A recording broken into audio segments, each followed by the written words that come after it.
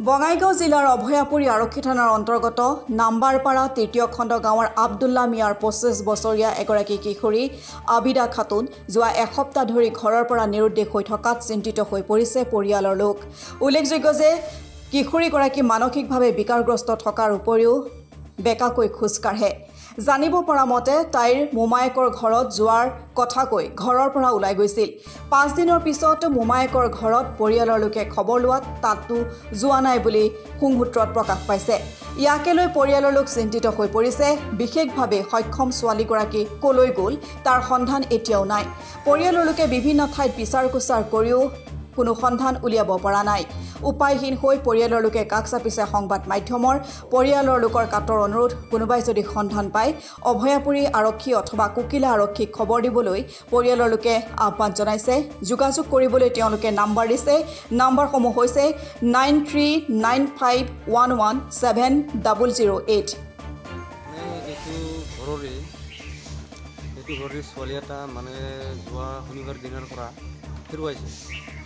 আমি শুনা পালোঁ আৰু পিছে মানে সিহঁতে মানে যোৱাকালি মানে কুকিলা থানাত যাই কেনে এটা এজাহাৰো দিছে আৰু যাতে ছোৱালীটো যদি হয়তো ভিডিঅ'ত স্ক্ৰীণত মানে ফটো দিয়া আছে, যদি কোনোবাই ছোৱালীটোৰ যদি খবৰটা পায় মানে ফোন নম্বৰত মানে ফোন কৰিলেই হ'ব।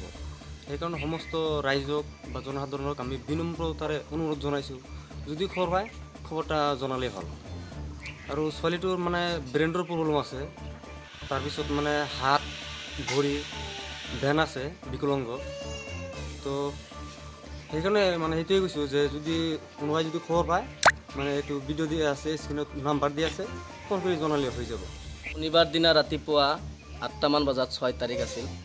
আমাৰ খুৰাৰ ছোৱালী, মোটামুটি তাইৰ বয়স ২৫ বছৰমান হ'ব। ৰাতিপুৱা ৮টামান বজাত মামাৰ ঘৰলৈ যোৱা বুলি কৈছিল শ'লমাৰীত।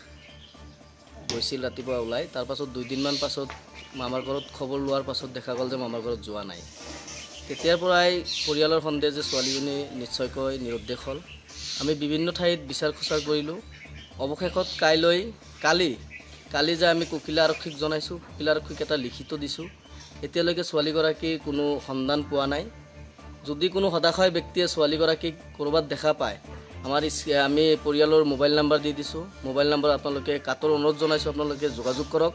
যোগাযোগ কৰি আপোনালোকে এই মানসিকভাৱে বিকাৰগ্ৰস্ত যিহেতু ছোৱালীজনী মানসিকভাৱে ভাৰসাম্যহীন আৰু আপোনাৰ বিকলাংগ, সোঁ ভৰিখন আৰু সোঁ হাতখন অকণমান বিকলাংগ, খোজকাঢ়াটো অকণমান বেকাকৈ খোজকাঢ়ে।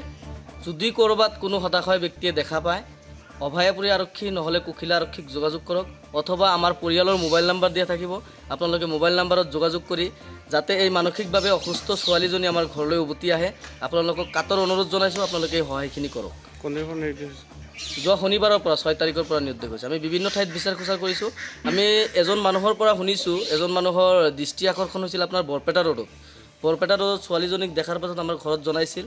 আমি ঘৰৰ পৰা তেতিয়া বৰপেটা ৰোড গৈছিলোঁ। বৰপেটা ৰোড যাই আমি তাতে পোৱা নাই। যদি বৰপেটা ৰোডবাসী কোনো হতাশায় ব্যক্তিয়ে এই ছোৱালীজনীক ক'ৰবাত দেখা পায়, আপোনালোকে পৰিয়ালৰ মোবাইল নাম্বাৰত যোগাযোগ কৰিব। এইটো কাতৰ অনুৰোধ জনাইছোঁ। যোগাযোগ কৰি ছোৱালীজনী ঘৰলৈ অহাত আপোনালোকে সহায় কৰক। মানিকপুৰৰ পৰা আব্দুল সুবাহান আলীৰ ৰিপৰ্ট, অসম টুডে।